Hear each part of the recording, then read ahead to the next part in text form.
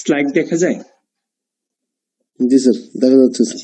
আচ্ছা, 2020-তে এটা নভেম্বরের 20 তারিখে এটা রিলিজ হয়েছে, মানে খুব রিসেন্ট।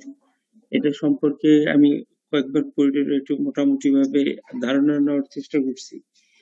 তো এখানে আগের যে সমস্যাগুলো আছে সেই সমস্যাগুলোর সাথে আপনি যা জানেন তার সাথে সামান্য কিছু পরিবর্তন আসছে নতুন ওয়েতে, আর বাকিগুলো মোটামুটি আগের মতোই আছে।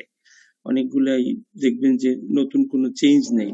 যে নতুন চেঞ্জ যেটা আছে সেটা হলো এসআরটি, মানে septal reduction therapy.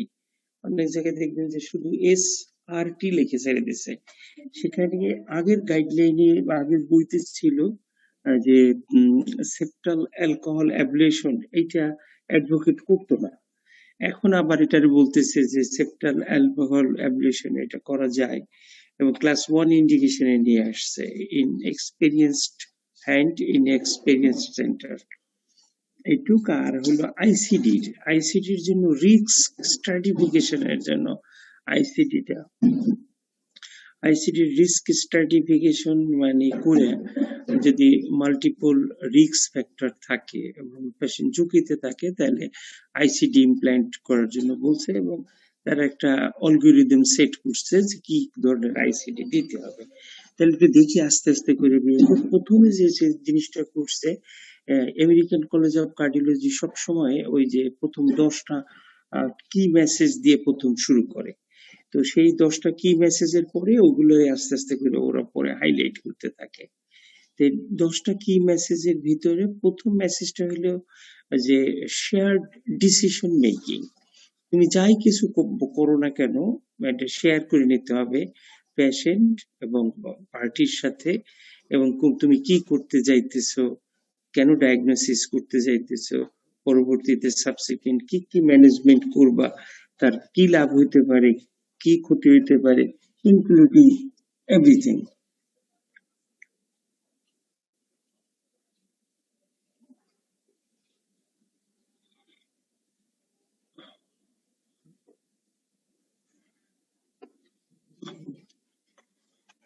Although next important patient হলো referral to a multidisciplinary HCM center with graduated levels, যেখানে দরকার মেডিকেল ম্যানেজমেন্ট সাফিসিয়েন্ট না, ম্যানেজ করতে পারতেছে না, এখানে রেফারেল সেন্টারে এসআরটি করার জন্য দিতে হবে, either by septal alcohol ablation or by septal myectomy. এটা পাঠাইতে হবে রেফারেল সিস্টেম থাকার জন্য। 3 যেটা হলো কাউন্সিলিং, পেশেন্টকে কাউন্সিলিং করতে হবে। এখন কাউন্সিলিং করতে হবে 3rd জেনারেশন পর্যন্ত, 3 জেনারেশন পর্যন্ত কাউন্সিলিং করতে হবে একটা রেগুলার ইন্টারভ্যালে, 1 to 2 years এর একটা রেগুলার ইন্টারভ্যালে genetic counselling for potential genetic transformation of hypertrophic cardiomyopathy is one of the most cornerstones of care. এরপর হলো কার্ডিয়াক ইমেজিং। কার্ডিয়াক ইমেজিং এর এখানে ট্রিমেন্ডাস রোল আছে। এটা ইকোকার্ডিওগ্রাম যেখানে সাফিসিয়েন্টলি বলতে পারবে না যে আইদার আন্ডারলাইং প্যাথোলজি কি আছে, আইদার হাইপারট্রফি, এলবি ডিসফাংশন অথবা এপিক্যাল এনিউরিজম, এই যে জিনিসগুলো যেগুলো খুব একুরেটলি বলতে পারবে না, সেই ক্ষেত্রে এমআরআই, কার্ডিয়াক এমআরআই খুব ভালো একটা রোল আছে। যে ক্ষেত্রে এমআরআই নাই সেক্ষেত্রে সিটি করতে পারে, কম্পিউটার টমোগ্রাফি করা যায়। সেই জন্য এমআরআই খুব একটা ভালো রোল আসছে। এরপরে হলো assessment of individual patients risk score for sudden death. Sudden death হওয়ার মতো কিনা এসসিএম এর পেশেন্ট গুলো সেগুলা ডিটেক্ট করার জন্য, এবং এগুলোর মধ্যে কি কি আছে, এগুলোর ভিতরে আপনার হলো যে স্ট্রাকচারাল কিন্তু এলবি তে কিছু প্রবলেম থাকতে পারে লেফট ভেন্ট্রিকেলে। সেটার ভিতরে হলো প্রথমে apical aneurysm, decreased left ventricular systolic function. আমরা যেমন অন্য সব ক্ষেত্রে বলি এলবি ডিসফাংশন 35 বা 40 নিচে হলে এলবি ডিসফাংশন ধরি, কিন্তু এই ক্ষেত্রে হাইপারট্রফিক কার্ডিওমায়োপ্যাথিতে 50 নিচে আসলে সেটাকে এলভি ডিসফাংশন হিসাবে ট্রিট করছে এবং this is sufficient for implantation of ICD. So LV dysfunction হলো 50% এর নিচে।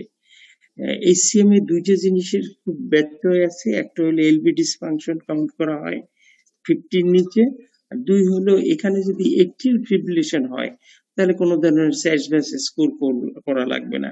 এটা আমরা আগে থেকেই জানি যে অ্যাট্রিয়াল ফিব্রিলেশনে যদি এইচসিএম হয় তাহলে লাগবে না। যেমন সিডেনহাম কোরিয়া যদি মানে থাকে তাই রিউমেটিক ফিভার ডায়াগনোসিস করার জন্য ক্রাইটেরিয়া দরকার হয় না।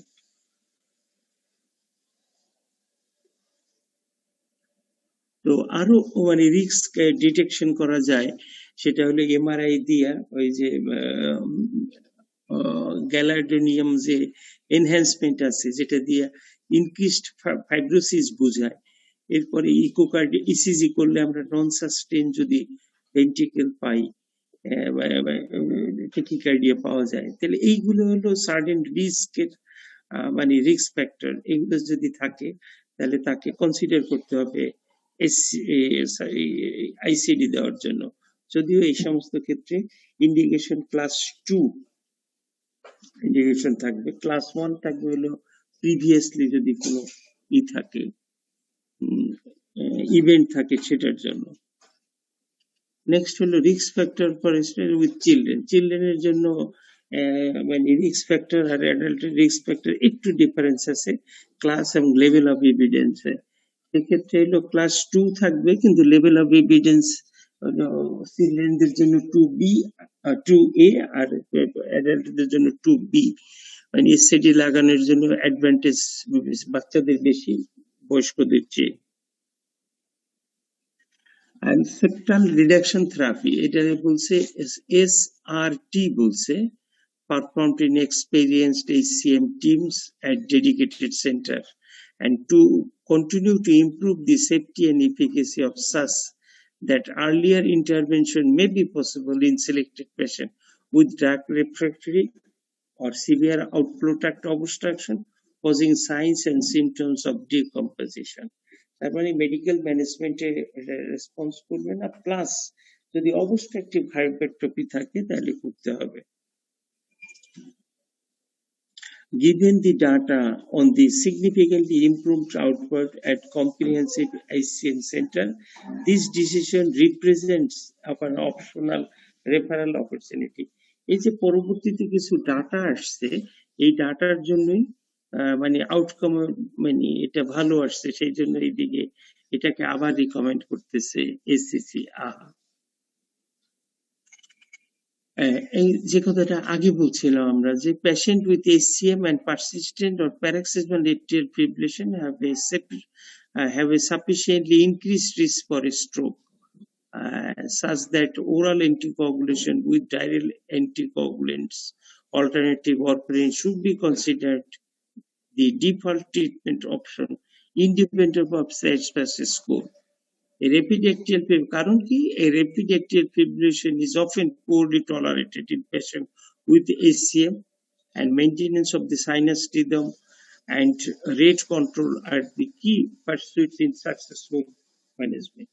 একদিক থেকে হলো এলভি ডিসফাংশন থাকতেছে, এট্রিয়াল ফিব্রিলেশন হলে ডায়াস্টোলিক ফিলিং কম হইতেছে, এমনি এলভি মানে এলভিটা স্টিফ থাকতেছে, যার জন্য কার্ডিয়াক আউটপুট আর মেইনটেইন হয় না, পেশেন্ট সিনকোপে চলে যায়।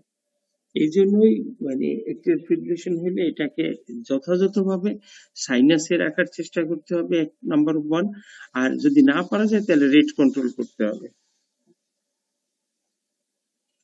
হার্ট ফেলিওর যদি নন অবস্ট্রাকটিভ হাইপারট্রফিক কার্ডিওমায়োপ্যাথি থাকে তাহলে হার্ট ফেলিওর চিকিৎসা সেম অন্যান্য হার্ট ফেলিওরের মতো, যেমন cardiac recirculation therapy, late ventricular ejection, assisted plasmic, এগুলো সব সেম।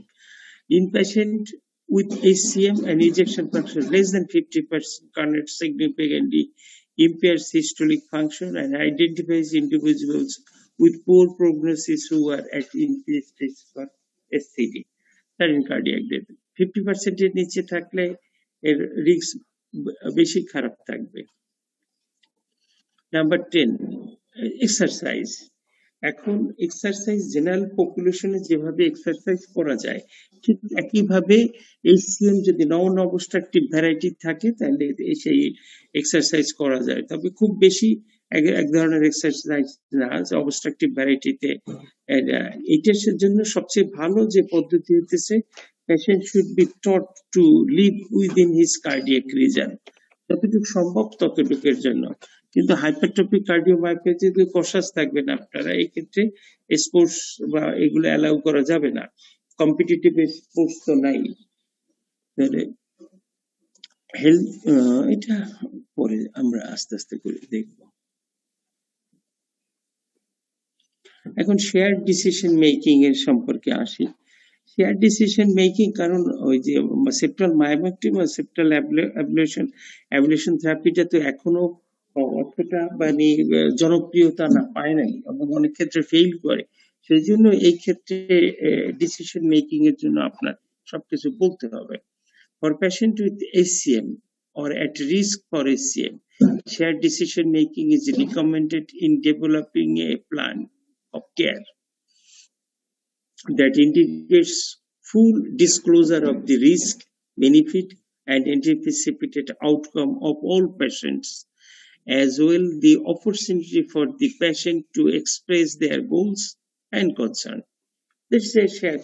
এটা মানে আমাদের ডাক্তারদের জন্য আসলে দেখুন যে কোনো সময় যে রিস্কি প্রসিডিউর গুলো যদি করার সময় রিস্ক এবং বেনিফিট আপনি যদি করে যেতে পারেন তাহলেই হয়।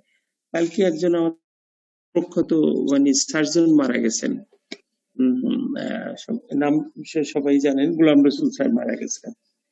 আচ্ছা, গোলাম রসুল স্যার সার্জারির প্রথম দিক থেকে মানুষ কয়েকজন মানুষের মধ্যে স্যার একজন।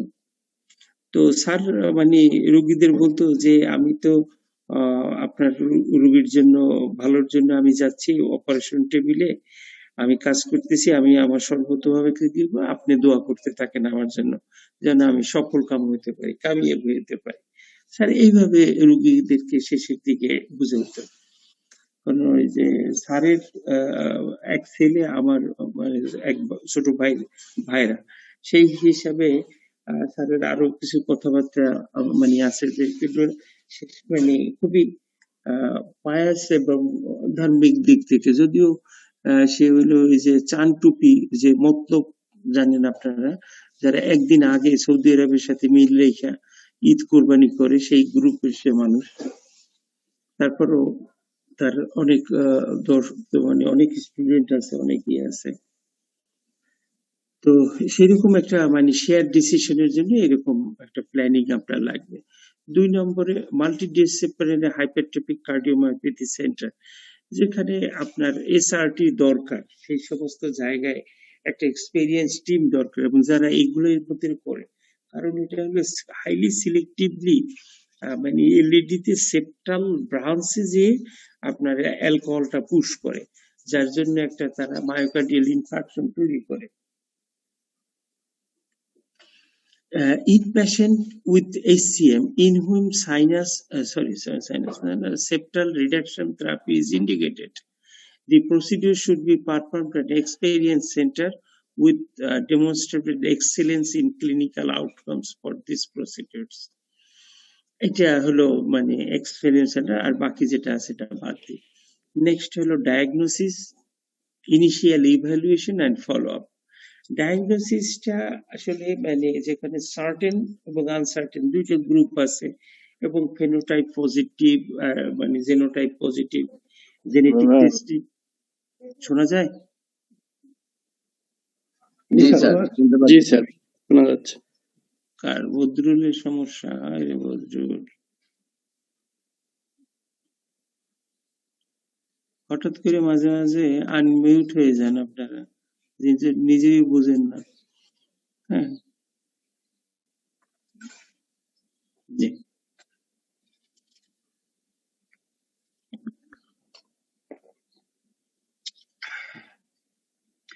diagnosis, initial evaluation and follow-up. This is very vital for diagnosis. অনেক কথা লেখা আছে কিন্তু আপনি অল্প অল্প করে মনে রাখবেন সব ইম্পর্টেন্ট কথাগুলো।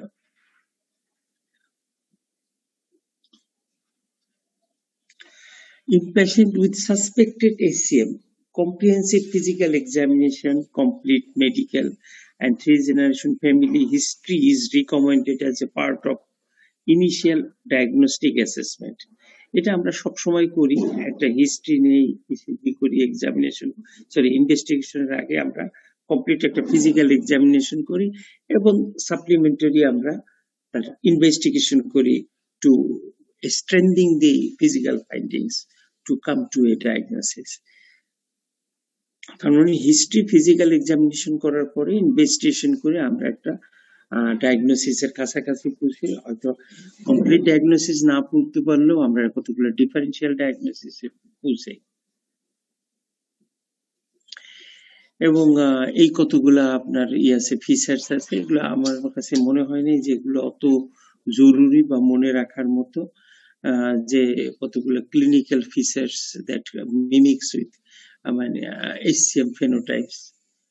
তো এগুলো পুরো মনে রাখা যাবে না, যে বিভিন্ন এইজে ইনফ্যান্টস থেকে শুরু করে একদম অ্যাডাল্টহুড পর্যন্ত আছে, এবং সিস্টেমিক ফিচার্স কি আছে, ডিসমরফিক ফিচার্স, তারপর delayed abnormal cognitive function, skeletal muscle weakness, preschool এইজে এগুলো বোঝা যায়। এগুলোর আন্ডারলাইং প্যাথোলজি এবং বায়োকেমিক্যাল মার্কার এগুলো দেওয়া আছে এখানে, আমি এটা স্কিপ করতেছি। এখানেও কতগুলো মানে কঠিন কিছু টার্ম দেওয়া আছে, যে ইনিশিয়াল স্ক্রিনিং করতে গেলে জেনেটিক টেস্টিং করে ওই যে ফেনোটাইপ নেগেটিভ, ফেনোটাইপ পজিটিভ, এই দুইটা যদি বের হয়, সবচেয়ে সমস্যা হইতেছে ফেনোটাইপ পজিটিভ যদি বের হয় তাহলে সাডেন কার্ডিয়াক রিস্ক এবং স্ট্রেস টেস্টিং করতে হবে যদি সিমটোমেটিক থাকে। স্ট্রেস টেস্ট হলো দুই ধরনের, একটা লিকো স্ট্রেস টেস্টে যেখানে এলভিওটি অবস্ট্রাকশনটা ভালোভাবে বোঝা যাবে না, সেখানে স্ট্রেস ইকো করা যায়, যে ডোপামিন স্ট্রেস ইকো অথবা পাইরোডোমিয়াল স্ট্রেস ইকো দিলে হার্ট রেট বাড়ানোর পরে ওখানে এলভি আছে কেমন সেটা বোঝানো যায়।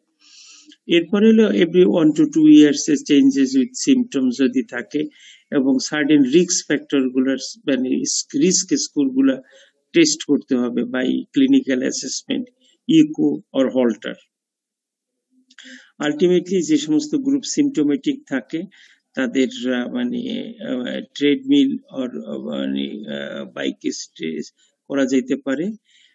যে সমস্ত পেশেন্টের ডিসিশন আনক্লিয়ার থাকে এবং LV outflow tract gradient less than 50 নিচে থাকে, অথবা সেই সমস্ত ক্ষেত্রে আইডিয়ার এক্সারসাইজ টেস্ট অথবা কার্ডিওপালমোনারি মানে এক্সারসাইজ টেস্টিং এটাও করা যেতে পারে, সিপিইটি এটা। আর যে গ্রুপটা ফেনোটাইপ নেগেটিভ থাকে সেই গ্রুপের জন্য ওইরকম মানে স্ক্রিনিং, ইসিজি, ইকো, এমআরআই করে দেখতে হয় যে আসলে তার এলভি ওয়াল থিকনেস, এনিউরিজম, স্ক্যারিং এগুলো কতটুকু আছে, এলভি ইজেকশন ফ্র্যাকশন কতটুকু আছে এটা দেখার জন্য। সব প্র্যাকটিক্যাল পারপাস বাদ দিলে আমরা 2D ইকোকার্ডিওগ্রামে ওয়াল থিকনেস, এলভি ইজেকশন ফ্র্যাকশন, স্ক্যারিং যেটা এপিক্যাল এনিউরিজম এইগুলো আছে কি নাই এগুলো আমরা ডিটেক্ট করতে পারি। এবং এই সমস্ত পেশেন্টের যদি আনএক্সপ্লেইনড সিনকোপ থাকে তাহলে সেই ক্ষেত্রে আরো সে খুব ত্বরান্বিত হয় যে তার ডিসিশনটা নেওয়ার জন্য। অথবা এইগুলোর ক্ষেত্রে যদি দেখেন যে পজিটিভ ফ্যামিলি হিস্ট্রি আছে, সাডেন ডেথের হিস্ট্রি আছে ফ্যামিলিতে, এটা আরো বেশি স্ট্রেংথ পায়। Screening of asymptomatic first degree relative of patients with HCM every 1 to 2 years মানে মোটামুটি ভাবে করতে হবে চিলড্রেনদের, আর যদি অ্যাডোলেসেন্স যদি হয় 2 to 3 এবং অ্যাডাল্টে 3 to 5 years ইন্টারভেলে দেখতে হবে। আসলে এলভি প্রোগ্রেশনটা অনেক রোগী আপনার কাছে আসবে যে স্যার আমার তো মানে হার্টের সমস্যা ধরা পড়ছে, তো তখন যদি তাকে বলেন যে এইটা আপনার জন্ম থেকেই আছে, হাইপারটেনসিভ কার্ডিওমায়োপ্যাথি জেনেটিক ডিসঅর্ডার, অনেকটা স্বস্তি পায়। কিন্তু তখন আবার যদি এত স্বস্তি পাওয়ার পরে যদি রোগী ফলো আপে না আসে যে এই মাসটা তার বাড়তেছে কিনা, তার এলবি ডিসফাংশন করতেছে কিনা, আউটফ্লোটা একটা অবস্ট্রাকশন করতেছে কিনা, তখন তার বিপদ হবে। সেই জন্য পেশেন্ট বলতে হবে হ্যাঁ এটা আছে আপনার, কিন্তু আপনার একটা রেগুলার ফলো আপে থাকতে হবে, যেন এটা সামনের দিকে আর কতটুকু বয়স ভিত্তিক আপনার যেন না বাড়ে, বা বাড়লে যেন আমরা তার ব্যবস্থা নিতে পারি। ইকোকার্ডিওগ্রাফি এটা মানে ক্লাস 1 ইন্ডিকেশন, সিমটম থাকুক না থাকুক যা কিছু হোক না কেন ইকোকার্ডিওগ্রাম একটা করতেই হবে। এবং যদি কারো গ্রেডিয়েন্ট ভালো না বোঝা যায় তাহলে সেক্ষেত্রে স্ট্রেস ইকোকার্ডিওগ্রাম করতে হবে। In patient with suspected HCM, transthoracic echocardiogram is reflected as initial evolution. And in patient with HCM with no changes in clinical status or events, repeated thoracic echocardiogram is recommended every 1 to 2 years to assess the degree of myocardial hypertrophy. এই জিনিসগুলা যে dynamic রেভেন্ট্রিকুলার outflow tract obstruction, mitral regurgitation and myocardial function. Sorry, আমি mitral রিগার্জিটেশনটা ভুলে গেছিলাম, যে মানে এই জিনিসটাও তোমার দেখার জন্য, এই কতগুলা জিনিস এক্সটেন্ড করে কিনা এটা বোঝার জন্য। For patient who HCM who experiences changes in the clinical status or new clinical events, repeat transthoracic echocardiography is recommended. Symptom থাকলেই আবার করে করতে হবে। আর for patient with HCM and resting left ventricular outflow tract obstruct gradient less than 50%, a transthoracic echo with probability measures is recommended. মানে stress echo তুমি করবে এই ক্ষেত্রে যদি 50 এর নিচে থাকে। আর for symptomatic patient with HCM who do not have a resting or provocable outflow obstruction more than 50% on transthoracic echocardiogram, exercise transthoracic is recommended for detection and quantification of the dynamic outflow tract obstruction. আগেরটারই এখানে বলছে for class 1 indication. For patient with HCM undergoing surgical septal myomectomy, intraoperative transesophageal echocardiogram is recommended to assess the mitral valve anatomy, function, and education of the septal myomectomy. And the মানে thoracic সবসময় বলছে, এখন transesophageal class 1 আর class 2 আছে দুইটা indication. Class 1 indication হলো তোমার পারা অপারেটিভলি, আর হলো ক্লাস 2 ইন্ডিকেশন হলো যখন হলো ইকোকার্ডিওগ্রাম একুরেটলি বলতে পারতেছে না, তখন আপনি ট্রান্সইসোফেজিয়াল ইকোকার্ডিওগ্রাম করতে পারবেন। ট্রান্সইসোফেজিয়াল ইকোকার্ডিওগ্রাম সবসময় যে লাগবে তা না। Patient with HCM undergoing alcohol, septal alcohol response, transthoracic echocardiogram, intraoperative transesophageal with the intracoronary ultrasound, enhancing contrast injection of the candidate septal perforation is recommended. For patient with HCM who undergone septal reduction therapy, transthoracic echocardiogram 2 to 6 months after the procedure is recommended to evaluate the procedure. Operation করার পরও আপনি 6 মাস পরেও করবেন। In first degree relative of patient with HCM, a transthoracic echocardiogram is recommended as a part of initial family screening and periodic follow-up. একটা ভালো মানে যে রোগী পাওয়া যাবে, আমি একটা রোগী পাইছিলাম, তার মানে সমস্ত আত্মীয় স্বজনরা নিয়ে আসছে, স্যার আমাদের রোগীকে ইকো করাই দেন। তার মানে হইতেছে এই পেশেন্ট আগে থেকেই মোটিভেটেড হয়ে আছে যে তার সমস্ত রিলেটিভদের মানে স্ক্রিনিং করে দেখতে হবে কার কার এই ধরনের রোগ আছে বা নাই। Screening individual who are genotype positive and phenotype negative, serial এই টার্মটা বারবার আসবে যে জেনোটাইপ পজিটিভ বা আর phenotype negative. Serial echocardiogram is recommended at periodic interval depending upon the age, আগে বলছে সেটা। আর ক্লাস 2 ইন্ডিকেশন যেখানে এই মানে ট্রান্সথোরাসিক ইকোগ্রামে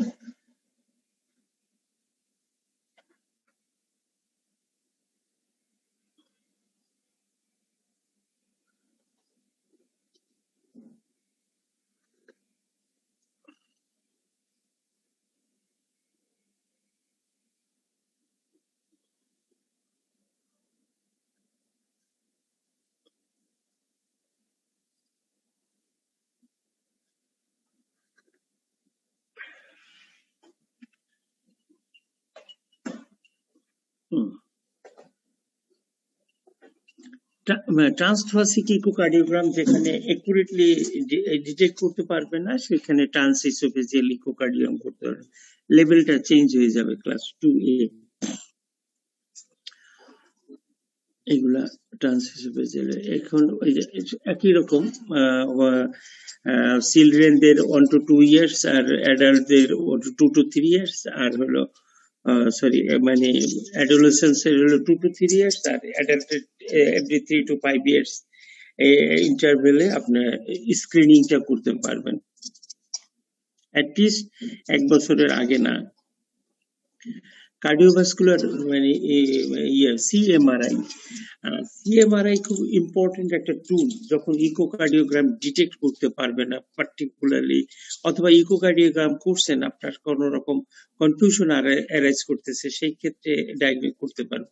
for patient suspected to have an HCM in whom echocardiogram is inconclusive, cardiovascular magnetic resonance imaging is indicated for diagnostic clarification. For patient with left ventricular hypertrophy in whom there is a suspicion of alternative diagnosis, including infiltrative disease, storage disease, as well as CMRI is useful.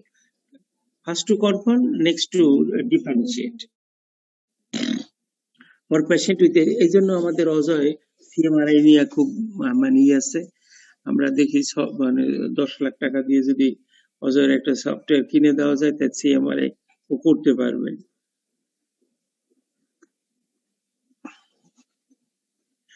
For patient with HCM who are not otherwise identified at high risk for sudden cardiac death, or in whom a decision to proceed ICD remains uncertain after initial clinical assessment that includes personal, family, echocardiogram, ambulatory cardiac monitoring, CMRI imaging is beneficial to assess the maximum left ventricular wall thickness, মানে 30 মতো যদি wall thickness হয় তাহলে দিতে হয়, ejection fraction less than 50%, LV apical aneurysm that indicates extensive damage, and extent of myocardial fibrosis with late gonadolium enhancement. এটা একটা এক ধরনের রেডিও নিউক্লিওটাইড টেস্ট, এটা দিয়েও ইন্ডিকেট করে এক্সটেন্সিভ মানে থাকে।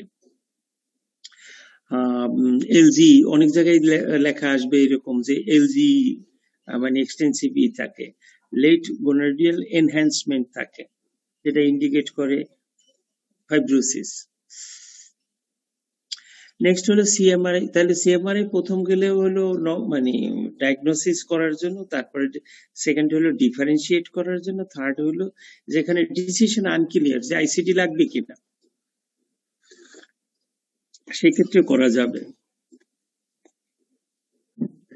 Next হলো class 1 India. For patient with obstructive hypertrophic cardiomyopathy in whom the anatomical mechanism for obstruction is non-conclusive on echocardiography, CMR imaging is indicated to inform the selection, planning of septal reduction therapy.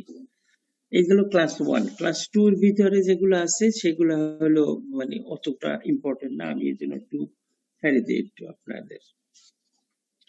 Next হলো heart rhythm assessment.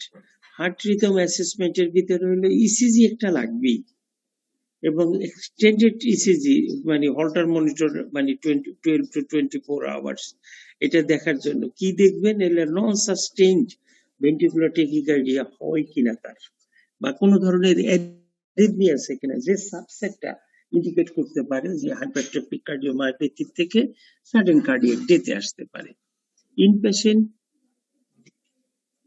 with HCM and 12-plate echocardiogram is a recommendation, the initial evaluation and as a part of periodic follow-up.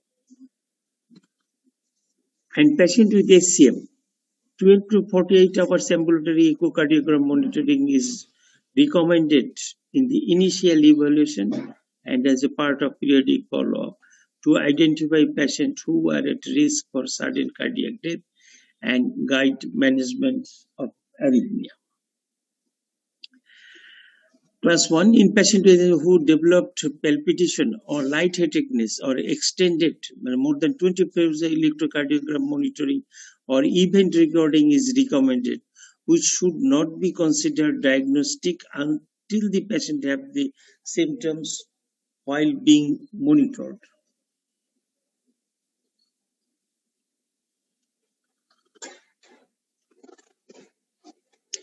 First degree relative of patient of HCM, 12 predictions is recommended as a component for the screening algorithm. Next হলো class 2B, এগুলো হলো ইসিজির জন্য আর বলতে চাই না, সেটা হইতেছে আপনার যাদের রিস্ক থাকবে ইসিজি তাদের করবেনই।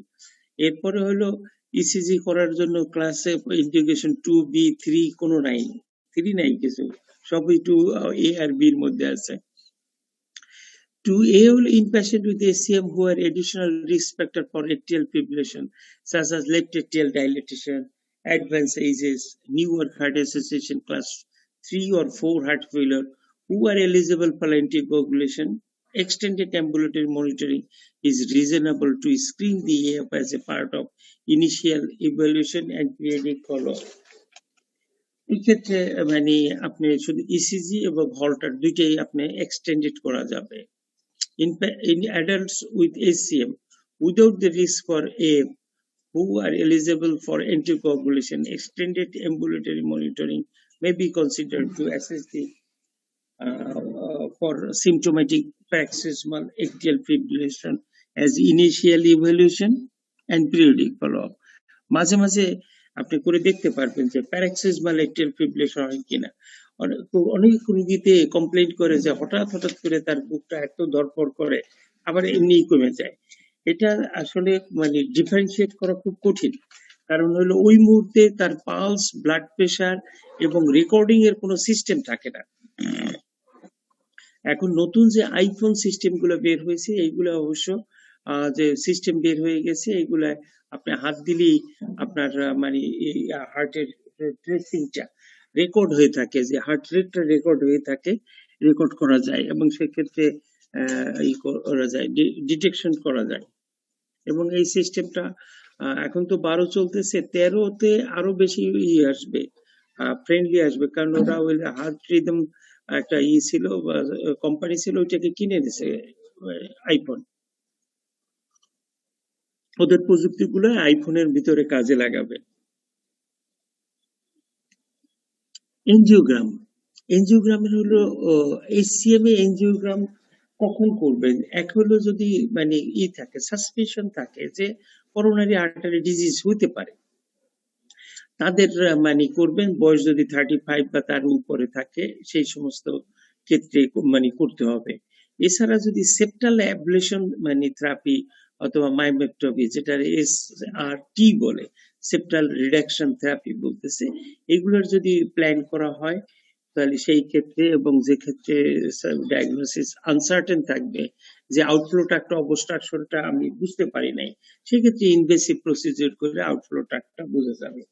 এবং এই আউটফ্লো ট্রাক্টটা বোঝা যাওয়ার জন্য স্যাররা মানে পরীক্ষার সময় জিজ্ঞেস করবে যে আউটফ্লো ট্রাক্ট অবস্ট্রাকশনটা কিভাবে বুঝবা, এবং এটার একটা থাকে, ওই যে স্লাইড থাকে, এটা হলো পুল মানে করা হয়, ক্যাথেটার পুল, মানে লেফট ভেন্ট্রিকেলের ভিতরে ক্যাথেটারটা প্রথমে থাকে, সেখানে সিস্টোলিক প্রেসার থাকে 120 এর মতো, আর ডায়াস্টোলিক প্রেসার থাকে 8 এর মতো। এটা দেখে এবং ওই কার্ভটা দেখে আমরা বুঝি এটা এলভি। এখান থেকে যখন এটা নিয়ে আসা হয়, নিয়ে আসার টানতে টানতে টানতে মাইট্রাল অ্যাওর্টিক ভালভে বাঁধে, এরপরে যখন চট করে সে অ্যাওর্টার ভিতরে চলে আসে, তার কার্ভটা চেঞ্জ হয়ে যায়। কার্ভটা যেটা আগে ছিল সেটা চেঞ্জ হয়ে যায়, ডাইক্রোটিক নচ সহ কার্ভটা দেখা যায়, এবং সেই ক্ষেত্রে 120/80 এটা থাকবে। এখন গ্রেডিয়েন্ট যদি এখানে থাকে তাহলে সেই ক্ষেত্রে এই গ্রেডিয়েন্টটা এখানে শো করবে। গ্রেডিয়েন্ট শো করবে মানে এলবির যে প্রেসার বাড়বে,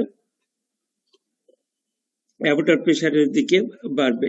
এলবি এবং অ্যাওর্টার প্রেসারের ডিফারেন্স দুইটা বোঝা যাবে একদম পুল থ্রুতে করলেই। এবং সাইমালটেনিয়াস রেকর্ড যদি করি আমরা তাহলেও বোঝা যাবে।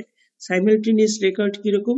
একটা পিকটেল ক্যাথেটার আমরা এলবির ভিতরে দিয়ে দিলাম, আরেকটা ক্যাথেটার আমরা ইসে রাখলাম, ওটাই রাখলাম, তখন দুইটা সাইমালটেনিয়াস যে প্রেশার ট্রেসিং করি, তাহলে এখান থেকে যেটা মানে গ্রেডিয়েন্ট দেখা যাবে, এটাও দেখা যায়। এটা সাইমালটেনিয়াস ট্রেসিং হতে পারে অথবা ফুল মানে থ্রু ট্রেনিং হতে পারে।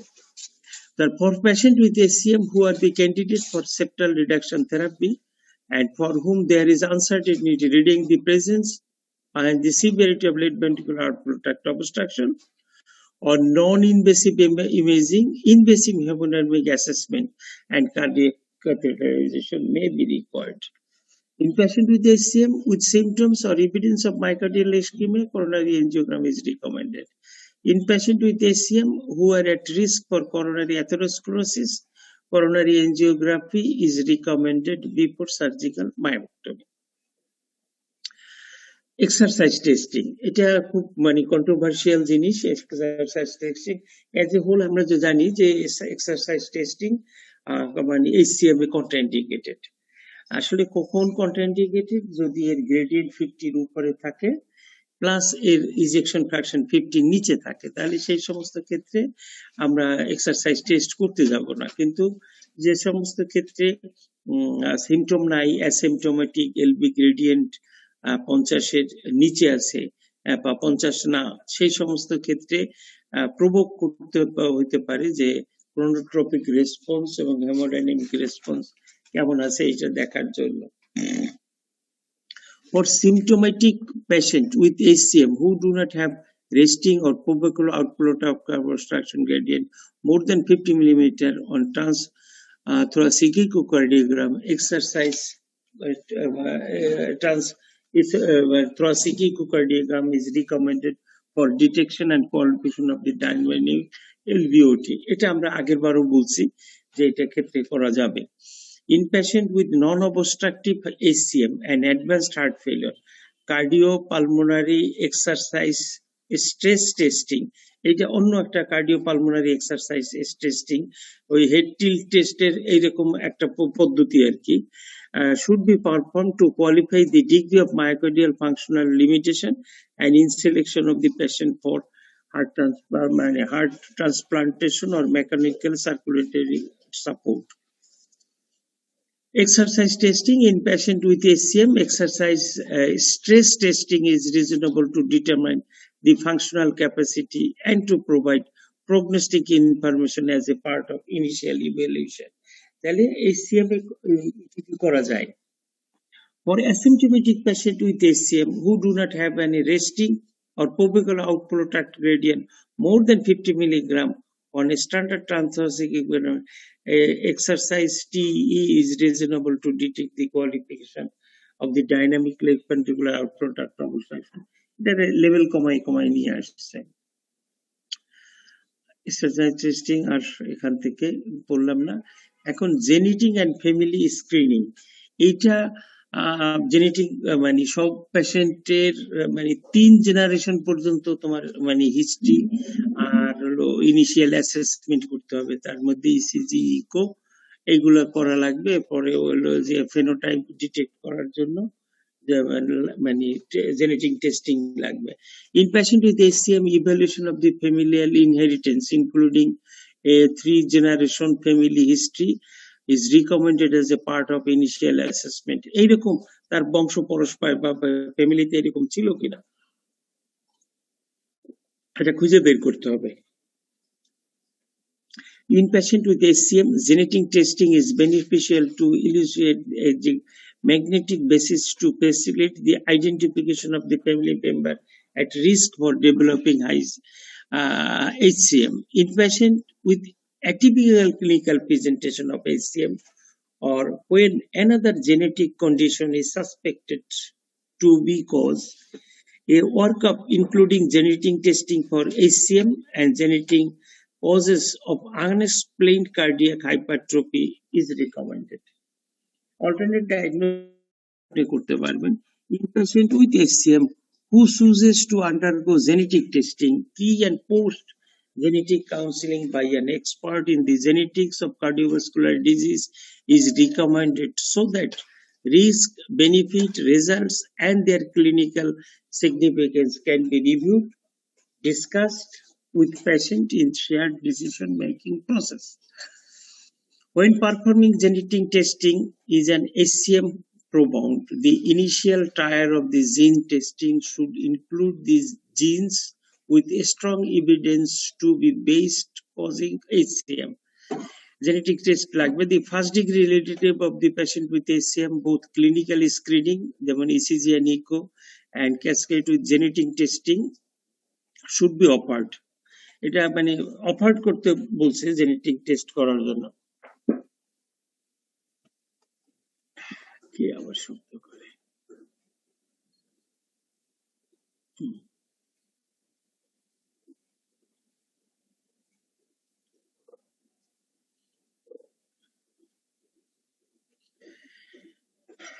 টু বি এগুলা বললাম না, আনসার্টেন যেগুলো এগুলো বাদ থাকুক। মোটামুটি স্টেবল আছে, ঠিক আছে।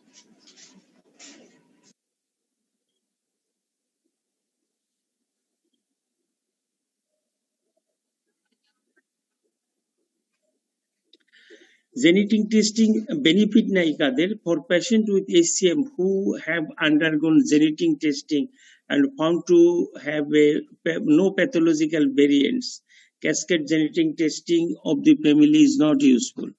The ongoing clinical screening is not indicated in genotype negative relatives in family with genetic positive SCM unless the disease causing variant to downgrade to variant undergo uncertain significance, likely benign or benign variant during follow-up. যদি মনে হয় যে benign কোনো ধরনের নাই, এই জন্য যদি থাকে নেগেটিভ থাকে, জেনোটাইপ নেগেটিভ থাকে, সেই সমস্ত ক্ষেত্রে লাগে না।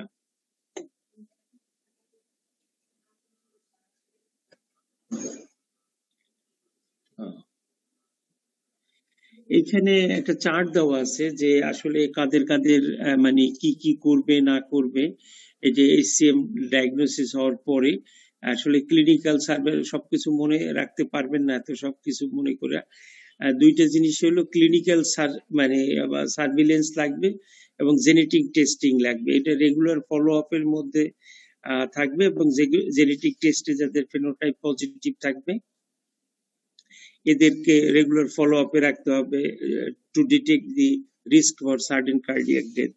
এইভাবে মনে রাখতে পারলে মোটামুটি ভাবে মনে রাখবেন, নাহলে এভরিথিং মনে রাখা কঠিন। এখন ওই জেনোটাইপ পজিটিভ ফেনোটাইপ নেগেটিভ এর রিকমেন্ডেশন আছে, এটা ক্লাস 1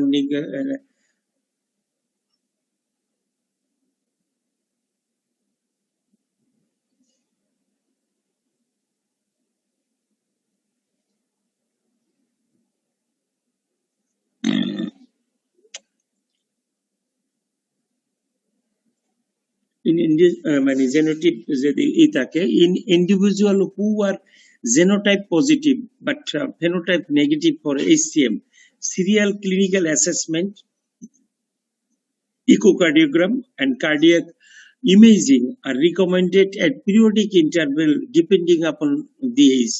যেটা বলছে বাচ্চাদের ক্ষেত্রে 1 থেকে 2 বছর, অ্যাডোলেসেন্স 2 থেকে 3 বছর এবং অ্যাডাল্ট থেকে অ্যাটলিস্ট 3 থেকে 5 বছর পর্যন্ত করতে হবে ক্লিনিক্যাল স্ট্যাটাস দেখার জন্য। আর যাদের বেনিফিট নাই, in individual who are genotype positive phenotype negative for SCM, ICD is not recommended for primary prevention. এটা হইলি যে তুমি মানে তার লাগাই দেবা, আইসিডি লাগাই দেবা এসসিএম ডায়াগনোসিসের সাথে, কিন্তু যৌক্তিক না, মানে class 3 indication. Sudden risk assessment and prevention, এটাও একটু কভার করতে চাই। সাডেন রিস্ক অ্যাসেসমেন্ট মানে সাডেন কার্ডিয়াক ডেথ, এটা রিস্ক অ্যাসেসমেন্টের জন্য এই জিনিসগুলো আপনাদের একটু লাগবে, এটা প্রায় আমরা প্র্যাকটিস করি, তারপরও লাগবে। সেটা হইতেছে in patient with SCM A comprehensive systemic non-invasive SCD risk assessment at initial evaluation and every 1 to 2 years thereafter is recommended and should evaluate of this risk factor. A. Personal history of cardiac arrest or sustained ventricular arrhythmia. এটা যদি থাকে তাহলে একদম মানে class 1 indication, এটা লাগাই দিতে হবে। যে সমস্ত পেশেন্ট আপনাদের কাছে দুইটা জিনিস নিয়ে আসে, একটা হলো মানে ভেন্ট্রিকুলার ফিব্রিলেশন অথবা কার্ডিয়াক অ্যারেস্ট অথবা হলো মানে বিটি নিয়ে আসে, সেই সমস্ত পেশেন্টের যদি সিমটম থাকে তো তাকে আনকনসিয়াস থাকে, সেই সমস্ত পেশেন্টের যদি এনজিওগ্রাম লাগে তাহলে ইনিশিয়ালি ইন হসপিটাল এনজিওগ্রাম এবং পরবর্তীতে তার হলো লাগবে আইসিডি লাগানো লাগবে। এটা হার্ট ফেলিওরে বলেন, তারপর হলো ইসকেমিক হার্ট ডিজিজে বলেন, যে কোনো জায়গায় বলতে হবে, কিন্তু ভেরিয়েশনটা একটু আছে। যেমন ইসকেমিক হার্ট ডিজিজে যদি ইএমআই হয় সেক্ষেত্রে 40 দিন পরে, কিন্তু হার্ট ফেলিওরে যাতে হার্ট ফেলিওর মোটামুটি কন্ট্রোল হলেই তারপর লাগাই দিতে পারবেন। আর এখানে যদি without ischaemia or heart failure other cause থাকে তাহলে সেই ক্ষেত্রে লাগানো যাবে personal history of cardiac arrest and ventricular টেলিনে। ম্যাক্সিমাম ক্ষেত্রে এই ক্ষেত্রে জেনেটিক অ্যাবনরমালিটিস থাকে এবং চ্যানেলোপ্যাথি থাকে। Personal history of syncope suspected by clinical history to be arrhythmic, যে একটা সিনকোপ আনএক্সপ্লেইনড একটা সিনকোপ হলো এবং আপনি যেটা মনে করতেছেন যে এটা অ্যারিথমিজেনিক হওয়ার সম্ভাবনা থাকতে পারে, সেরকম একটা যদি হিস্ট্রি থাকে। Family history includes relatives of premature HCM related sudden death, cardiac arrest or sustain ventricular arrhythmia. তো ফ্যামিলি হিস্ট্রিটা খুব বেশি ইম্পর্টেন্ট। নেক্সট হলো maximal left ventricular wall 30 millimeter, ejection fraction 50, and LV apical aneurysm. Non-sustained ventricular tachycardia, episodes on continuous ambulatory ECG monitoring. For patients with HCM who do not otherwise identified as high risk for accident or in whom a decision to proceed with ICD remains uncertain after the clinical assessments, that includes personal history, echocardiogram, ambulatory electrocardiogram, Holter monitoring, CMRI. In that case, CMRI is beneficial to assess the LV wall thickness, ejection fraction, apical aneurysm, and LGE. এই কথাটা আগেও আমরা বলছিলাম যে যে সমস্ত ক্ষেত্রে আমাদের ক্লিনিক্যাল ইসিজি ইকো আমাদের ডায়াগনোসিসে বুঝতে পারবে না যে এটা কি করতে যাইতেছি, আমাদের আসলে এর রিস্ক আছে কিনা বা সাডেন কার্ডিয়াক ডেথের জন্য তার মানে সে ঝুঁকিতে আছে কিনা সেটি ডিটেক্ট করার জন্য আমরা কিন্তু সিএমআরআই হেল্প নিতে পারি, যদি আমরা কনক্লুসিভলি আগের ইসিজি মানে ইকো হল্টার মনিটর দিয়ে যদি বুঝতে না পারি।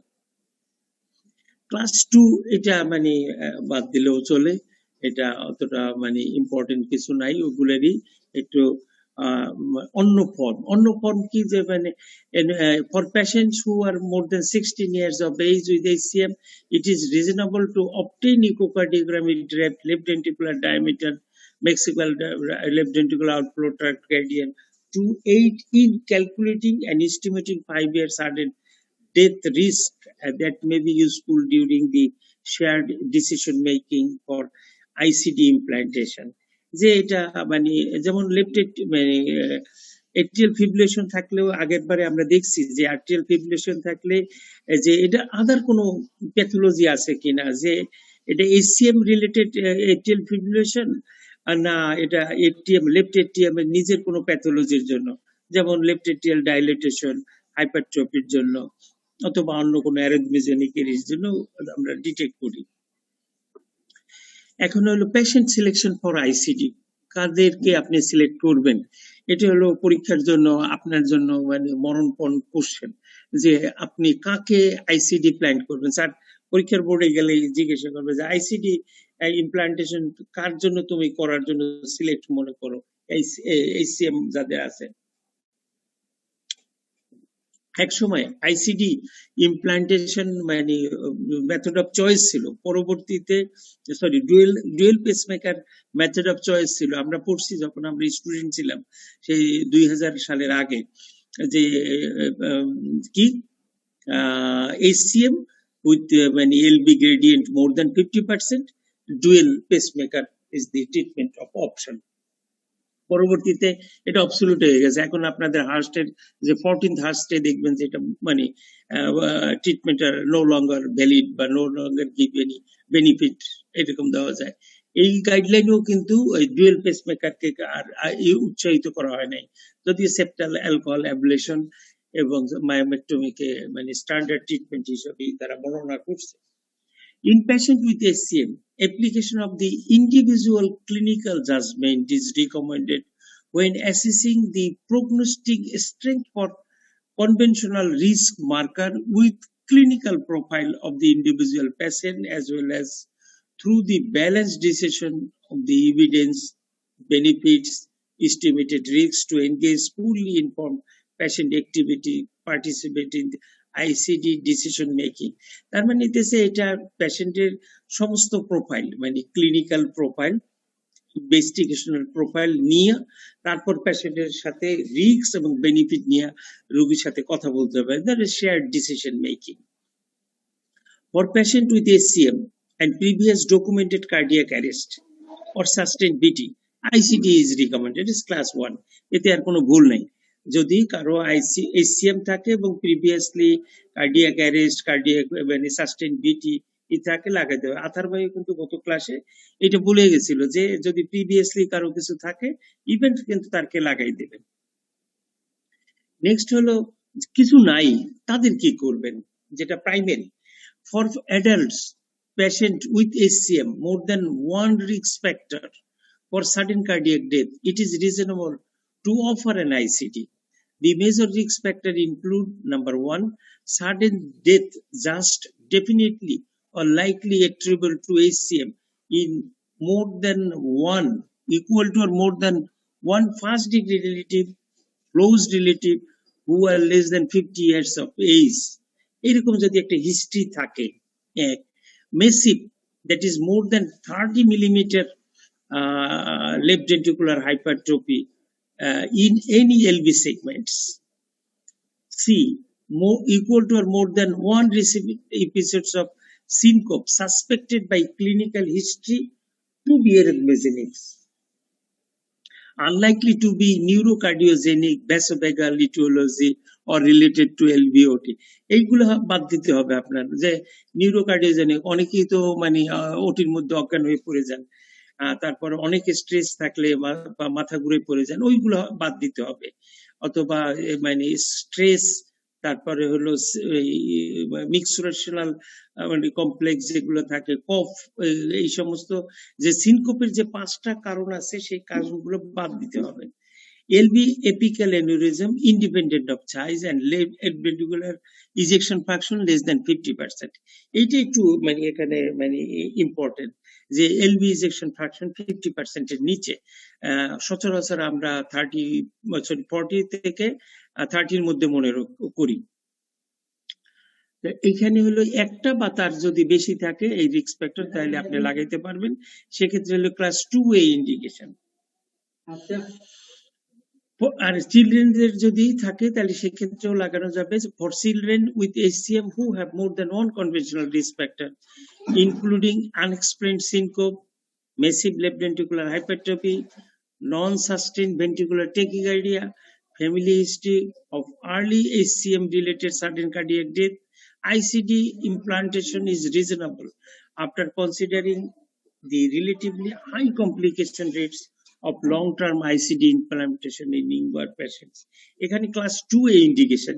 আর একই জিনিস যখন অ্যাডাল্টে আসবে তখন এটা ইন্ডিকেশনটা চেঞ্জ হয়ে যাবে। For patient with more than 16 years of age, HCM with more than one major risk factor discussed of the estimated 5-year sudden cardiac death and mortality can be useful during the shared decision process for ICD implantation. And in selected adult patients, the HCM without the major sudden cardiac risk factor after clinical assessment, in whom the decision is to be proceed with the ICD implantation remains otherwise uncertain, ICD may be considered. In patient with extensive LGE by contrast enhanced CMI or non-sustained ventricular tachycardia present on ambulatory monitoring. অন্য কিছু নাই যে first degree relative, আমি এটা flow chart পরে দেখাবো, ওই flow চার্টটা এটার সমস্ত কিছু ওই ফ্লো চার্টটায় বর্ণনা করা আছে, সেক্ষেত্রে এখানে দেখা যাবে। সেটা দেখবেন যে এটা লেভেল কিন্তু বাচ্চাদের জন্য 2A ছিল, এখানে 2B চলে আসছে। And in selected pediatric patients in whom the risk stratification otherwise less certain, it may be useful to additional risk factors. যেমন LGA মানে করতে হবে MRI করে। এবং কোন জায়গায় আপনি বেনিফিট পাবেন না সেটা হইতেছে in selected patient with ACM, ICD implantation for the sole purpose of participating in competitive athletes should not be performed. Number নিচেটা আগে বলছি যে এটা শুধু অ্যাথলেটদের জন্যই করবেন না। আর in patient with ACM without risk factor ICD implantation should not be perform. এটা খুব ভালোভাবে আপনার মাথার মধ্যে থাকতে হবে যে ACM হয়ে গেছে অতএব আপনি ICD লাগাই ফেলেন, না, সেটা না। ACM এর সাথে তার মানে একটা অথবা তার বেশি রিস্ক ফ্যাক্টর তার থাকতে হবে, সেই ক্ষেত্রেই আপনি লাগাইতে পারবেন। অথবা ACM এর সাথে যদি প্রিভিয়াস কোনো ইভেন্ট থাকে তাহলে লাগাইতে পারবেন। Message should be clear. পরীক্ষার হলে জিজ্ঞাসা করা হয় ACM আছে, ACM এর সাথে আপনি কখন ICD ইমপ্ল্যান্ট করবেন। এটা মানে গেলে যদি জিজ্ঞাসা করি আর আপনি যদি অ্যান্সার না দেন তাহলে আমার তো কষ্ট পাওয়ার কথা, এবং আমি কষ্ট পাবো তখন। এইগুলো হলো তোমার মানে রিস্ক ফ্যাক্টর। আর আমি তো দুইটা স্লাইড দেখাবো, সরি আপনাদের টাইম একটু বেশি নিতেছি, 5 মিনিটের মতো। এটা মানে ক্লিনিক্যাল ইভ্যালুয়েশন, যেটা রিস্ক ফ্যাক্টরের ভিতরে কি কি আছে, family history of certain cardiac death from ACM, massive LVAs, unexplained syncope, ACM with systolic dysfunction, apical aneurysm, এবং extensive LGA on CMRI, and non-sustained ventricular tachycardia on ambulatory monitoring. এই যে 6-7টা কথা আছে, 1, 2, 3, 4, 5, 6, 7, এই 7টাই হলো আপনার রিস্ক ফ্যাক্টর, যেটার একটার বেশি বা একটা থাকলে আপনি ACM এর সাথে আপনি ICD এর জন্য যেতে পারবেন after consulting with the shared decision making process. এটা বলতে হবে রুগীকে যে এই পদ্ধতিতে যাইতে হবে। যেমন এক্ষেত্রে আমরা আগে এগুলো বর্ণনা করছি যে কোন কোন ক্ষেত্রে, যেমন সিনকোপ, এক্ষেত্রে মানে থাকতে হবে possibly related to arrhythmogenic, it not due to neurogenic or vasovagal like that. এটা আমি ছেড়ে দিচ্ছি। and device selection, single chamber dual chamber দুইটা হতে পারে। আর হলো যে in patient with ACM who are receiving an ICD, either a single chamber or a subcutaneous ICD is recommended after a shared decision making discussion that takes into consideration the patient preference, lifestyle, expected potential need for pacing, for bradycardia, and VT termination. যে পেশেন্টের কি লাগবে, combo লাগবে না শুধুমাত্র ICD লাগবে, সে দেখবেন ICDর ভিতরে মানে যদি VT হয় তাহলে সব দিতে পারবে, যদি ব্র্যাডি হয় তাহলে সে পেসিং করতে পারবে। তো এই ধরনের প্রসিডিউর যেগুলো লাগবে সেই হিসাব করে ঠিক করতে হবে। In patient with ACM who are receiving an ICD, single coil ICDs are recommended in preference to dual coil. Class 2A, in patient with ACM who are receiving an ICD, dual chambers are reasonable for patient with the needs for atrial and atrioventricular sequential pacing for bradycardia, conduction abnormalities, as an attempt to relieve the symptoms of obstructive ACM.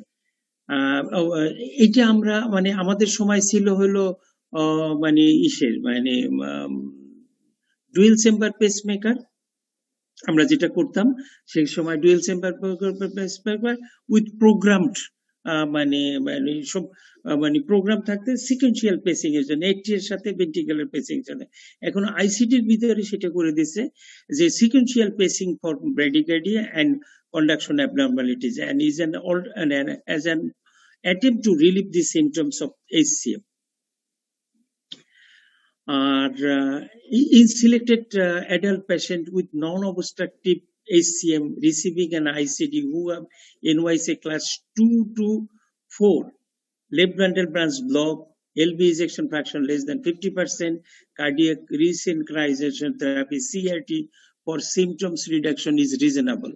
এই ক্ষেত্রে CRT নিয়ে আসবে, মানে biventricular মানে পেসিং করতে হবে যদি LVB থাকে এবং সেই ক্ষেত্রে, এবং LV ইজেকশন ফ্র্যাকশনের 50 নিচে থাকে প্লাস সিম্পটোমেটিক থাকে। পেশেন্ট ইজ স্টিল, মানে ল্যাঙ্গুয়েজটা এরকম যে patient is still symptomatic despite the optimum medical managements for heart failure, NYSA class 2 to 4, patient is in LVB, LV ejection fraction less than 50%, then cardiac resynchronization therapy is reasonable. এই ক্ষেত্রে এইটা এই জন্য বলে যে কোনটা দিবেন, কোন ডিভাইস আসবে, এই সিআরটির সাথে মানে মানে কম্বো আসবে কিনা, তার মানে মানে সিআরটির সাথে যোগ হবে কিনা এটাও আসবে। ইন পেশেন্ট উইথ মানে সিআরটির সাথে আইসিডি যোগ হবে কিনা। In patient with HCM in whom decision has been made for ICD implantation, who have been paroxysmal atrial tachycardia or AF, dual chamber ICD may be reasonable, but this decision must be balanced against the higher complication rates of dual chamber pacemaker. যদি মানে HCM এর সাথে AF থাকে তাহলে dual chamber pacemaker, যদিও এটা rate বেশি থাকে। এই চারটা দিয়ে আমি শেষ করতে চাইতেছি যে এখানকার আজকের ক্লাসটা। সেটা হচ্ছে যদি ইভেন্ট থাকে, HCM আছে, আমার আপনার পিওর ইভেন্ট আছে, এই মানে যত কিছু বলছি আমি ওই যে আইসিডির এই চারটার মধ্যে সব আছে। যদি পিওর ইভেন্ট থাকে যেমন sudden cardiac death, ventricular fibrillation, sustain বিটি, তাহলে তুমি আইসিডি লাগাই দাও ক্লাস 1 ইন্ডিকেশন। যদি এগুলো না থাকে অ্যাটলিস্ট রিস্ক ফ্যাক্টর গুলো দেখো, যেমন family history of sudden cardiac death, massive LVS, unexplained syncope, apical aneurysm, LV ejection fraction less than 50%, এটা যদি থাকে তাহলে আইসিডি লাগাই দাও। এবার যদি না থাকে তাহলে নন সাস্টেইন ভেন্ট্রিকুলার যদি থাকে তাহলে মানে লাগাইতে পারো। সেক্ষেত্রে লেভেলটা ভেরি করবে, যদি চিলড্রেন হয় তাহলে 2A হবে, আর অ্যাডাল্ট হলে 2B হবে, আমি আগে যেটা বলছিলাম। এরপর যদি না হয় তাহলে সিএমআরআই করে ক্লাস 2B। এগুলো কোনোটাই না থাকলে কিছু দরকার নেই। এটা দিয়ে আমি শেষ করতে যাইতেছি আজকের মতো মানে ক্লাস। স্টপ শেয়ারিং করি। আপনাদের কোশ্চেন থাকলে আমি কোশ্চেন অ্যান্সার করব। আপনার এর আগে মানে শোয়েব আছে আর নিজাম আছে, আপনারা আনমিউট হন। আমি একটু ওয়াশরুম থেকে 5 মিনিটের জন্য আসতেছি। আপনাদের এহসান আছেন, আপনারা সবাই আনমিউট হন। আনমিউট হয়ে ওদের কোশ্চেন থাকলে এগুলো অ্যান্সার করার চেষ্টা করেন। ফখরুল আছেন দেখলাম, আপনারা 4 জনই, দিলীপও আছেন, সবাই আনমিউট হন। এখন আমার 1 মিনিট সময় দেন, একটু ওয়াশরুম থেকে আসি। স্যার আসসালামু আলাইকুম। স্যার ওয়ালাইকুম সালাম। স্যার স্যারের স্লাইডে ওখানে একটা লাস্ট স্লাইডে একটা কথা লেখা ছিল স্যার, যে ভেন্ট্রিকুলার ফিব্রিলেশন, তারপরে বিটি, ভেন্ট্রিকুলার টেকিকার্ডিয়া যদি থাকে স্যার, এবং প্রায়র ডেথ, ওগুলোতে স্যার ক্লাস 1 রিকমেন্ডেশন হচ্ছে স্যার আইসিডি। এখন স্যার ওই প্রায়র ডেথ কথাটা মানে সাডেন কার্ডিয়াক ডেথ কথাটা নিয়ে প্রশ্ন স্যার। তো স্যার এটা কি শুধু রোগীর ক্ষেত্রে বিটিবিএফ নাকি ফ্যামিলিতে বিটিবিএফ হইলেও ওইটা করবো স্যার? প্রথম যে এটা বুঝতে পারি নাই স্যার, ক্লাস 1 রিকমেন্ডেশনের ডেথ, সাডেন কার্ডিয়াক ডেথ রোগীর হলে তো রোগী চলে যাবে স্যার, তাহলে তো আর তো থাকলো না স্যার। অবি থ্যাংক ইউ, তুমি এই প্রশ্নটা করছো না, আমি মনে হয় কতবার যে পড়ছি এই লাইনটা আমি বুঝি নাই, যে পেশেন্ট যদি পায়োটা সে যদি মারাই যায় তাহলে কি হবে স্যার? এই ক্ষেত্রে এটা স্যার এটা বলবো aborted sudden cardiac death, survival of ইএআরটি, অ্যাবর্টেড সার্ভাইভাল হলে। এখানে একটা কথা বলা আছে ডেভিডসন। না এটা সম্বন্ধে কারো ধারণা থাকলে, আমি বুঝি নাই, আমি এটা কতবার যে পড়ছি কিন্তু এই লাইনটা আমার কাছে ক্লিয়ার না স্যার। এই লাইনটাই অ্যাবর্টেড সাডেন কার্ডিয়াক ডেথ হবে আর কি কথাটা। সার্ভাইভাল অফ কার্ডিয়াক অ্যারেস্ট আর কি, টিবিএফ হয়ে যদি সার্ভাইভাল হয় অ্যাবর্টেড, অ্যাবর্টেড সাডেন কার্ডিয়াক ডেথ, কিন্তু সাদা 2 এতে চলে যাবে, ক্লাস 1 এ না। কিন্তু সাধারণ মানুষ যখন কিছু বুঝে না এই সম্বন্ধে, সে এই সেন্টেন্সটা পড়লে জাস্ট যদি পড়ে যায় তো সে মনে করবে যে তার মৃত্যুর অভিজ্ঞতা যদি থাকে আগে, হ্যাঁ, একটা লোকের মৃত্যুর অভিজ্ঞতা কি থাকবে চিন্তা করো তো। স্যার আমি একটু বলি এখানে, স্যার আমি যেটা জানি বা আমি এখানে মানে previous history of cardiac arrest, exercise induced hypotension, non sustain VT, syncope of unknown origin, family history. এরপরে স্যার এখানে বলছে যে যে LV wall thickness more than 30, that means massive LVH, আর হচ্ছে এপিক্যাল এনিউরিজম। এগুলো হচ্ছে ইয়ে আর কি, মানে আমি হার্স্ট এবং ডেভিডসন মিলে আমি কথাগুলো বললাম। কি কথা? হ্যালো, না কিন্তু এগুলো কি কিন্তু এগুলো তো বলছে এগুলো আইসিটির ইন্ডিকেশন, না না না, রিস্ক কিন্তু- ফ্যাক্টর বললাম, risk factor of sudden high risk factor আর কি। ওইগুলোর মধ্যে আবার ক্লাস 1 ক্লাস আছে গাইডলাইনের মধ্যে। কিন্তু লিপা বা যারা এটা বলছো যে আমরা তো এইভাবে বুঝে নিচ্ছি যে এটা সার্ভাইভাল সাডেন কার্ডিয়াক ডেথ, কিন্তু এটা হার্টসে যখন এরকম বই লেখে যে prior sudden Prior cardiac accident। Death, এই কথাটা এই জিনিসটা এইটা কেন বললো? এটা আমার মাথার মধ্যে ঢুকে না আমার। এহসান ভাই বা কেউ যদি জানেন এটা, বা নিজাম, এই লাইনটা আমার কাছে ঢুকে মানে না, এটা এটা এটা আসলে- আমার কাছে মিসনোমার বলো। মনে হয় এটা। মিসনোমার। অনেকটা এরকমই। এটা মানে আগে থেকে এটা বলা হয়, বলার সময় বলা হয়, কিন্তু আসলে বাস্তবতা এটা বোঝানো হয় না। ওই যে ওটাই বোঝানো হয় কার্ডিয়াক অ্যারেস্ট। আচ্ছা হ্যাঁ, স্যার, এটা- কাটিয়ে গেছে। একটা স্যার বেসিক কোয়েশ্চেন করি শোয়েব স্যারের কাছ থেকে। শোয়েব স্যার তো টিকি জিনিসগুলো খুব ভালো জানেন। না, স্যার। আমার করোনা না, sir, interventricular septum and posterior thickness এর নরমাল রেশিও কত? সিমেট্রিক্যাল এলভিএইচ কখন বলবো, এসিমেট্রিক্যাল এলভিএইচ কখন বলবো? ইনিকো যদি ওয়ান রেশিও যদি 1.5 এর বেশি হয়ে যায়, তাই না নিজাম? জি স্যার। নিজাম ভালো বলছে। না, 1.3:1, 1.5:1।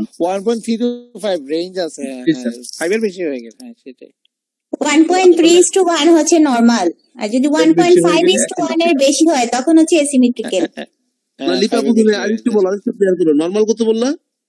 নরমাল হচ্ছে 1.3:1 এর মধ্যে আর কি, ওই রেঞ্জের মধ্যে। আর যদি এসিমেট্রিক্যাল হয় তাহলে হচ্ছে মোর দেন 1.5:1। তার মানে 1.3 থেকে 1.5 বলতে যাচ্ছ তুমি সিমেট্রিক্যাল এলভিএইচ। এসিমেট্রিক্যালে মোর দেন 1.5:1 এসিমেট্রিক্যালে। আরে ভাই, আমি তোমাকে কোশ্চেনটা কি করছি? আমি বললাম যে এটা নরমাল রেঞ্জ কত, সিমেট্রিক্যাল নরমাল রেঞ্জ 1.3:1 এর নিচে। তাহলে 1.4 তে কই গেল আপা? 1.5 এর উপরে বলতেছেন আপনার অ্যাসিমেট্রিক্যাল, 1.3 নিচে বলতেছেন নরমাল। তাহলে কি সমস্যা? Yes, স্যার আসছে। হ্যাঁ, কি হয়েছে? স্যার আমার কোশ্চেনটা স্যার, স্যার হ্যাঁ, এসিএম বলো। স্যার আমার না, কোশ্চেনটা স্যার, হচ্ছে যে এসিমেট্রিক্যাল এসিএম বলতে কি বোঝায় সেটা সে জানতে চাচ্ছে। নরমাল স্যার 1.4:1 1.4:1 এর উপরে গেলে হলো মানে বা এটা equal to or more than, মানে 14 আর 10 এটা এই সমান বা তার বেশি যদি হয় তাহলে asymmetrical septal hypertrophy. Symmetrical hypertrophy কখন বলবো স্যার? দুইটাই সমান হবে, অথবা এর চেয়ে রেশিও যদি থাকে, মানে 10 10 11 11 12 12 13 13 যেগুলো থাকবে এগুলো সবগুলো, অথবা 12 13 হইতে পারে, একা এই পাশে বসে থাকতে পারে। মানে সাধারণ ভাষায় 14 স্যার 14 এর উপরে গেলে আইবিএস এর মানে স্যার থিকনেসটা বেশি হবে। হ্যাঁ, সাধারণ পাবে না, আইবিএস 14 হইতে হবে। হ্যাঁ, এইটাই স্যার। হ্যাঁ, এইটাই স্যার। স্যার আসসালামু আলাইকুম স্যার। স্যার আমার একটা কোশ্চেন ছিল এখন না, স্যার। আমি ক্লাস নিতেছি এখন না, মেসেজ দিয়ে রাখো, আমি কল করব। জি, স্যার আসসালামু আলাইকুম স্যার। ওয়ালাইকুম আসসালাম। Sir what are the types of SCM যদি বলে কি বলবো স্যার? এসসিএম এর টাইপস ওইরকম মানে যে টাইপস গুলো ক্লিনিক্যাল টাইপস ভাগ করে নাই এখানে মানে ওরা তো ম্যানেজমেন্ট পারপাস বলছে, নতুন করে ভাগ করে নাই। এখন টাইপ করলে ক্লিনিক্যালি অবস্ট্রাকটিভ, নন অবস্ট্রাকটিভ এই ভাগ করতে পারবেন। আর হলো জেনোটাইপ দিয়া, মানে ওই যে জেনোটাইপ পজিটিভ, ফেনোটাইপ মানে নেগেটিভ, এই যদি জেনেটিক টেস্টিং দিয়ে ভাগ করা যাবে। আমি মানে কত ধরনের ভাগ করা যাবে এইটা মানে আমার কাছে এই নাই, ওই যে নতুন কোনো তথ্য নাই, যেটা আগে যেটা ছিল। স্যার জি, আপনি এটা যেটা কি বলছেন বলা স্যার যাবে, স্যার? অবস্ট্রাকটিভ নন অবস্ট্রাকটিভ স্যার এরকমই আমি মনে পড়ছিলাম আগে। এটা ক্লিনিক্যালি যেটা ভাগ আছে, আবার জেনেটিক্যালি ভাগ আছে। জেনোটাইপ হলো মানে ফেনোটাইপ পজিটিভ, জেনোটাইপ নেগেটিভ, এই ধরনের মানে জেনোম দিয়ে সিকোয়েন্স দিয়ে ভাগ আছে। তো আরেকটা কি সাইট দিয়ে ইয়ে করা যায় কিনা, যেমন অ্যাসিমেট্রিক্যাল সেপ্টাল হ্যাঁ, হাইপারট্রফি, অ্যানাটমিক্যাল তারপরে করা যাবে যে মানে এপিক্যাল এপিক্যাল সেপ্টাল, তারপরে হলো মানে এলবি মানে 1। যেটা সিমেট্রিক্যাল। হ্যাঁ, এটা সফওয়ার, এটা বইয়ের মধ্যে কোথাও নাই, স্ট্যান্ডার্ড বইয়ের মধ্যে নাই।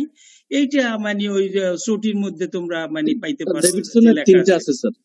হ্যাঁ, সটিতে ওইভাবে লেখা আছে। স্যার কমনেস কোনগুলো স্যার? অ্যাসিমেট্রিক্যাল কমন না স্যার, সিমেট্রিক্যাল কমন স্যার? না, সিমেট্রিক্যাল সিমেট্রিক্যাল তো তোমার আন্ডারলাইং ইটিওলজি থাকবে, যেমন হাইপারট্রপিক কার্ডিওমায়োপ্যাথি বাদে যেগুলো যে মানে ইসে আছে, অ্যাওর্টিক স্টেনোসিস, হাইপারট্রপিক মানে আজকে এর কোশ্চেন এটা, ওই যে রেসিডেন্ট যে পরীক্ষা দিবে না, জি ওর স্যার। যে কার্ডিওমেগালি থাকবে ইসিজি তে, ওর ইসিজি তে ফাইন্ডিংস হয়েছে কার্ডিওমেগালি, আর হলো যে give 5 most important causes of cardiomegaly. এর মধ্যে ওর হলো যে valvular heart disease, aortic stenosis লেখা লাগবে, সিস্টেমিক হাইপারটেনশন, এইচসিএম লিখতে হবে তার, এবং some types of congenital heart disease এগুলার ভিতরে মানে আসতে হবে। অথবা মানে আপনাদের জন্য যেটা লাগবে সেটা হলো সেকেন্ডারি কিছু ডিজিজ, যেগুলো স্টোরেজ ডিজিজ, খুব রেয়ার ইনফিল্ট্রেটিভ ডিসঅর্ডার, যেগুলা এটা থাকতে পারে কার্ডিওমায়োপ্যাথির মতো, এইগুলো বড় থাকতে পারবে। কিন্তু সেপ্টাল যেটা মানে এইচসিএম যেটা, এটা তো জেনেটিক্যালি অ্যাবনর্মালিটি থাকে, এবং এটা জিনের সিকোয়েন্সের যে মানে প্রোটিন যেটা আছে, যদিও আমরা ইটিওলজি, প্যাথোলজি, প্যাথোফিজিওলজি নিয়ে আমরা আলাপ করি নাই, এর আগে যে ক্লাস নিছে সে দেখলাম যে এটা নিয়ে আলাপ করার কথা বা আলাপ করছে, যদি থাকে সেই ক্ষেত্রে দেখা যাবে যে যে মিট মানে প্রোটিন যেটা আছে, সেই প্রোটিনের যে মায়োসিন, একটিন মায়োসিনের যে প্রোটিনের যে মানে এনকোডিং থেকে প্রবলেম হয়, যার জন্য এই মাসেলটা হাইপারট্রোফাইড হয়ে যায়, এবং এটা সেপ্টাল মাসেলে হাইপারট্রোফাইড হয়, এবং এই সেপ্টাল মাসেলে হাইপারট্রোফাইড হয় কিন্তু তার রিঅ্যাকশন ঠিক থাকে না, ভালো মানে কন্ট্রাক্টাইল ফাংশনটা তার লুজ করে। যদিও মানে থাকে এবং কন্ট্রাক্টাইল ফাংশন লুজ করে, এবং এখানে ফাইব্রোসিস বেশি তৈরি হয়, যার জন্য হইলে যে ইনক্রিজ রিফ্র্যাক্টরিনেস বেশি থাকে, এই সমস্ত জিনিসগুলো থাকে, যা ইকোকার্ডিওগ্রাম করলে দেখতে পাবেন যে মানে আইবিএস টা চকচক করতে চায়, অন্য অন্য আইবিএস এর চেয়ে এটা অনেক রিফ্র্যাক্টাইল মানে মনে হয়। স্যার আমরা আগে স্যার মানে যে প্রিভিয়াস গাইডলাইন যেটা ছিল স্যার, ওখানে আমরা যেটা জানতাম সেটা হচ্ছে 2 or more রিস্ক ফ্যাক্টর থাকলে আইসিডি ইন্ডিকেশন, আর এবারে নতুন এক করে এটা দিছে, 1 হয়ে গেছে, এটা ইকুয়াল টু মোর দ্যান 1 হয়ে গেছে। 1 or more হয়ে গেছে। জি, এটা একটা চেঞ্জ আমাদের। স্যার হ্যাঁ, এটা কিছু স্যার চেঞ্জ আসছে। এপিক্যাল অ্যানিউরিজমটা তো স্যার নতুন আসছে, হ্যাঁ এপিক্যাল এনিউরিজমটা আগের গাইডলাইন আর ছিল। হচ্ছে ইজেকশন ফ্র্যাকশনটা। হ্যাঁ, এজেকশন ফ্র্যাকশন আগে ছিল সম্ভবত, আগে 30 বা ইসের ছিল, বা 50 অথবা হ্যাঁ এটা 50 করে দিছে। তারপরে হলো ওই যে এলজি এমআরআই তে যেটা মানে নতুন আসছে, এমআরআই করা, এটা নতুন মানে রিস্ক হিসাবে দিয়ে দিছে। স্যার বলেন, স্যার যে লাস্টের যে স্লাইডটা ছিল স্যার দেখাইছিলেন স্যার, ওখানেই কনফিউশন স্যার। কোনখানে? ওখানে তো আরো ক্লিয়ার, কনফিউশন কি? স্যার ওখানে স্যার স্লাইডটা একটু শেয়ার করবেন স্যার। হ্যাঁ করতেছি। আচ্ছা, হচ্ছে না মনে হয়, দাঁড়াও।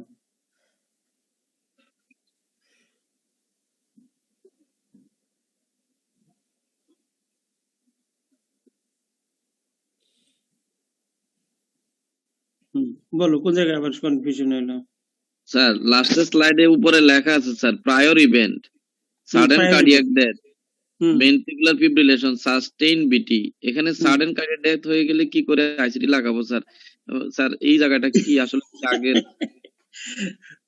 সাডেন কার্ডিয়াক ডেথ হলো যে মানে তোমার মরেই গেছে, তারা আর কেন? হ্যাঁ, এটা স্যার অ্যাবর্টেড সাডেন কার্ডিয়াক ডেথ, হ্যাঁ, অ্যাবর্টেড এসসিডি।